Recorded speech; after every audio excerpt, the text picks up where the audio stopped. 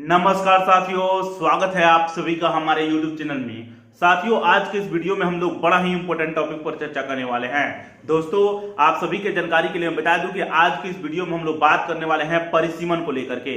इस वीडियो में हम लोग जानेंगे कि आखिर में यह परिसीमन क्या होता है और साथ ही इस विषय पर चर्चा करने का प्रयास करेंगे कि आखिरकार वे कौन कौन से कारण हैं जिसके चलते दक्षिण भारतीय राज्य परिसीमन का विरोध कर रहे हैं। दक्षिण भारतीय राज्य जैसे कहें कर्नाटक हो गया, केरल हो गया, आंध्र प्रदेश हो गया, तमिलनाडु हो गया, तेलंगाना हो गया, ये राज्य परिसीमन का विरोध क्यों कर रहे हैं, इसी बारे में हम लोग जानने का प्रयास करेंगे। मैं रिसर्च पेपर लेकर के आया हूं, पूरा का पूरा चीज एक एक चीजों को मैं अच्छे तरीके से एक्सप्लेन किया हूं। जब आप लोग जानिएगा और समझिएगा तो आपके पैरों तले फिर जमीन खिसक जाएगा। चलिए रिसर्च पेपर पे आते हैं और एक एक चीजों को जानते हैं और समझने का प्रयास करते हैं। मैंने इस रिसर्च पेपर का टाइटल लिखा है परिसीमन का विरोध क्यों कर रहे हैं दक्षिण राज्य। इसी बारे में हम लोग जानने का प्रयास करेंगे। सबसे पहले परिसीमन की परिभाषा को जान लीजिए। परिसीमन का मतलब ही होता है फ्रेंड सीमा का निर्धारण करना। तो किसका सीमा का निर्धारण करना? तो लोकसभा का क्षेत्र हो या राज्य विधानसभा का क्षेत्र हो, उसी का सीमा निर्धारण जब होता है तो उसी को परिसीमन के नाम से जाना जाता है। तो ये चीजें ध्यान रखिएगा। जैसे मैंने लिखा है, किसी देश या राज्य के निर्वाचन क्षेत्रों के सीमांकन करने की प्रक्रिया परिसीमन कहलाती है। चीजों को आप लोग समझ गए होइएगा।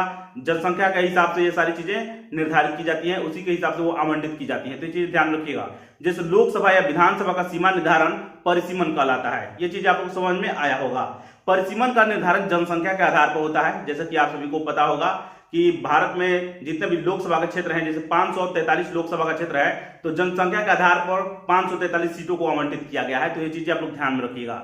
भारतीय संविधान में परिसीमन के लिए प्रावधान किया गया है कि प्रत्येक जनगणना के बाद परिसीमन आयोग का गठन किया जाएगा। तो ये चीज आप लोग ध्यान रखिएगा। प्रत्येक जनगणना के बाद, यानी 2021 का जो जनगणना अभी तक नहीं हुआ है, बताया जा रहा है कि 2026 में होगा। उसके बाद परिसीमन आयोग का गठन किया जाएगा और लोकसभा की सीट और राज्य विधानसभा की सीट को आवंटित किया जाएगा, यानी पुनः से उसका सीमा निर्धारण किया जाएगा। तो ये चीजें ध्यान रखिएगा। अब संभवतः 2026 के बाद परिसीमन आयोग का गठन किया जाएगा, जो 2021 के जनगणना पर आधारित होगा। ये चीज आप लोग ध्यान रखिएगा।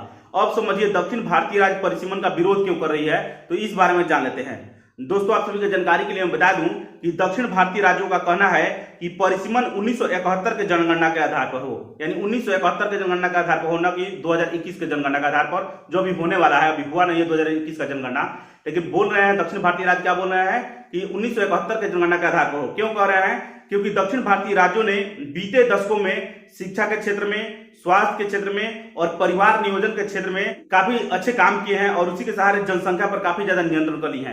कहने का यह मतलब है कि दक्षिण भारतीय राज्यों में जनसंख्या का दर घटा है, वहां पर जनसंख्या वृद्धि दर काफी घटी है, यानी वहां पर जनसंख्या में काफी हद तक नियंत्रण पा लिया गया है। तो ये चीज ध्यान रखिएगा। जबकि उत्तर भारतीय राज्य जैसे कि बिहार, उत्तर प्रदेश में जनसंख्या तेजी में बढ़ी है। अब यहाँ पर यही देखने को मिल रहा है कि मान लीजिए बिहार और उत्तर प्रदेश यानी उत्तर भारतीय राज्यों में जनसंख्या ज्यादा है, तो यहाँ पर लोकसभा की सीट भी ज्यादा मिलेंगे, यहाँ से ज्यादा सांसद जीत के जाएंगे आपको केंद्र में, यानी संसद में लोकसभा के मेंबर जीत के जाएंगे, तो उनका प्रतिनिधित्व दक्षिण भारतीय राज्यों का घट जाएगा। इससे क्या होगा कि उनकी राजनीतिक शक्ति कम हो जाएगी। इसके अलावा संघीय ढांचे में उनका प्रतिनिधित्व भी कम हो जाएगा और इससे तमाम तरह की दुश्वारियां भी खड़ी हो सकती हैं। आप लोगों को क्या लगता है कमेंट बॉक्स में लिखिए। चलिए मिलेंगे नेक्स्ट वीडियो में। नमस्कार, धन्यवाद।